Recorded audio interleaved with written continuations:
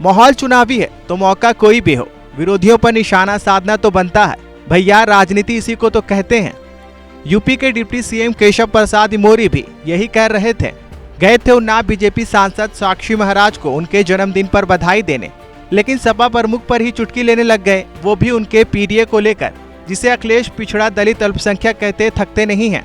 उसे केशव प्रसाद मौर्य ने किस तरह से समझाया वो सुनिए। पीडीए, उनका पीडीए का मतलब है परिवार डेवलपमेंट अथॉरिटी। उसका पीडीए का मतलब पिछड़ा और दलित अथवा अल्पसंख्यक नहीं है। इसलिए ऐसे पीडीए का कोई मतलब नहीं रह जाता। वैसे भी सपा, बसपा, कांग्रेस इन सबका कोई भविष्य नहीं है। यूपी की 80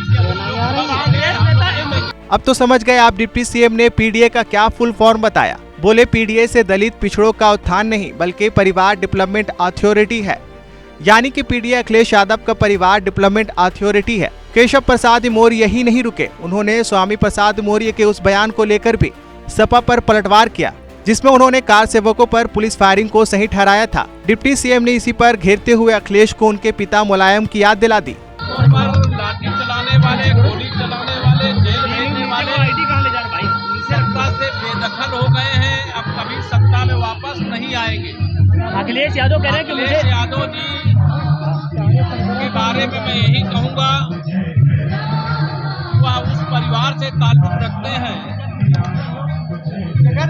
जिसके मुखिया श्री मुलायम सिंह यादव जी के मुख्यमंत्री रहते हुए राम भक्तों पर गोली चलाई गई।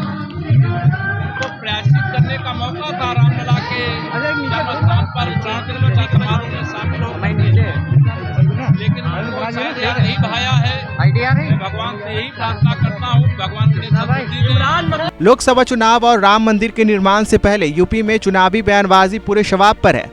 सभी पार्टियां एक दूसरे पर आरोप लगा रही हैं। वार पर पलटवार का दौर भी कुछ तेज हो चला है।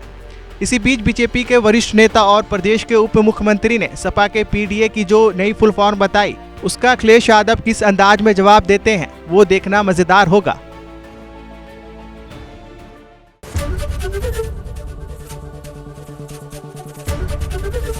एबीपी गंगा, खबर आपकी, जुबान आपकी।